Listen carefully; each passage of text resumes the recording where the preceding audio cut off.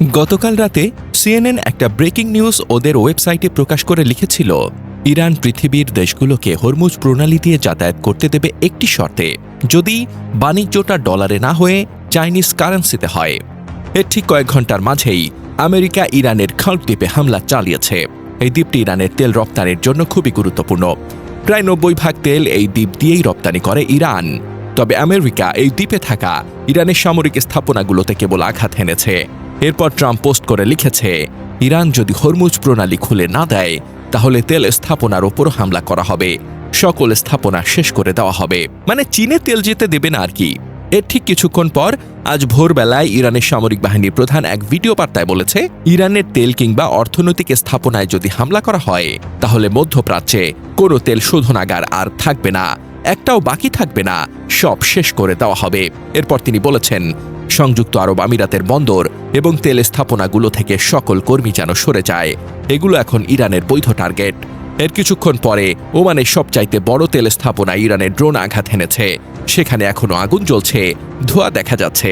এর ঠিক কিছুক্ষণ পর ইরাকে অবস্থিত আমেরিকার দূতাবাসে ইরানের ড্রোন আঘাত হেনেছে। এদিকে হরমুজ প্রণালী দিয়ে আজও কোনো পশ্চিমা জাহাজ যাতায়াত করতে পারেনি। ঘণ্টা দুয়েক আগে ট্রাম্প তার সামাজিক মাধ্যমে পোস্ট করে লিখেছে, চায়না, ইংল্যান্ড, দক্ষিণ কোরিয়া, ফ্রান্স এইসব দেশের উচিত তাদের যুদ্ধ জাহাজগুলো হরমুজ প্রণালীতে পাঠানো। এরপর অনেকেই প্রশ্ন করেছে, তুমি না সকালেও বলেছ আমেরিকা সাহায্য করবে জাহাজগুলোকে হরমুজ প্রণালী পার হতে, তাহলে এখন অন্য দেশগুলোর সাহায্য চাইছো কেন? আমেরিকা কি একা পারছে না? আর একটু আগে ট্রাম্প আবার পোস্ট করে লিখেছে, ইরান শেষ হয়ে গেছে, এরপর ওদের দুই একটা ড্রোন মিসাইল আঘাত হানতে পারে, এটা কিছু না, দেশগুলোর উচিত জাহাজ পাঠানো। এখন আমার প্রশ্ন হচ্ছে, চায়না কোন দুঃখে ওদের যুদ্ধ জাহাজ পাঠাবে? ওদের জাহাজ তো এমনিতেই চলাচল করতে পারছে। অর্থাৎ ট্রাম্পের মাথা যে পুরো খারাপ হয়ে গেছে এটা বোঝাই যাচ্ছে।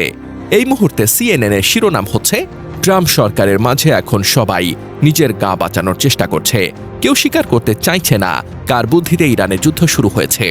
এই যখন অবস্থা, তখন আরব দেশগুলো এখন বলছে, এইভাবে চলতে থাকলে আমাদের সবগুলো তেল কোম্পানি বন্ধ হয়ে যাবে, পৃথিবীতে অর্থনৈতিক মন্দা দেখা দেবে খুব দ্রুতই, আমরা নিরাপত্তা চাই।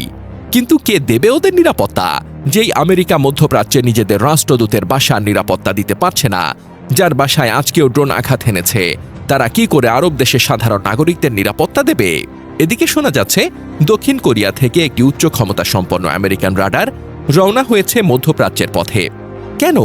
মধ্যপ্রাচ্যে থাকা 3টি রাডার তো ছিলই, সেগুলোর কি হয়েছে?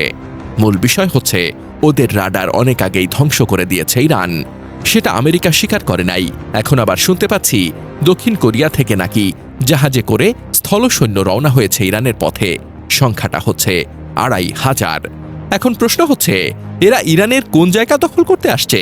খার্ক দ্বীপ নাকি হরমুজ প্রণালীর অন্য সাইড যেটা ওমানের দিকে আছে, তা দক্ষিণ কোরিয়া থেকে যেসব মধ্যপ্রাচ্যে আনতে হচ্ছে? কেন হচ্ছে? এই অঞ্চলে কি কিছু ছিল না? ছিল, সব ধ্বংস হয়েছে। ভালো কথা। এখন যদি চায়না তাইওয়ান আক্রমণ করে বসে, আমেরিকা তাইওয়ানের নিরাপত্তা কি দিতে পারবে? সব তো মধ্যপ্রাচ্যে নিয়ে আসতে হচ্ছে। 2500 কেন, 10,000 সৈন্য দিয়েও যে কিছু করতে পারবে না, এটা তো বোঝা যায়। যুদ্ধ শুরু হবার দ্বিতীয় দিন থেকেই আরব দেশগুলো থেকে ওদের সৈন্যরা পালানোর পথ ধরেছে, এখনো পালানোর লাইনে আছে। যুদ্ধ আজ 3য় সপ্তাহে প্রবেশ করেছে। সাম্রাজ্যবাদী আমেরিকা আর ইসরায়েল ভেবেছিল 3 দিনেই যুদ্ধ শেষ করে দেবে, খামেনিকে শেষ করে দিয়ে ইরানের সরকার উৎখাত করবে। এখন আর ভুলেও সরকার উৎখাতের কথা বলছে না কেউ, সবাই আছে স্থলসৈন্য পাঠিয়ে কিভাবে হরমুজ প্রণালী চালু করা যায় সেই চিন্তায়। ইরানের পররাষ্ট্রমন্ত্রী ঠিক যেমনটা বলেছিল দিন কয়েক আগে, আমরা ওদের অপেক্ষায় আছি, ওরা আসুক, ইরানে ওদের কবর রচিত হবে। ট্রাম্প এবং সাম্রাজ্যবাদী আমেরিকা এখন এই যুদ্ধ থেকে বের হতে চাইছে, কিন্তু ওরা ভুলে গেছে যুদ্ধটা তোমরা শুরু করেছ, শেষটা করবে ইরান।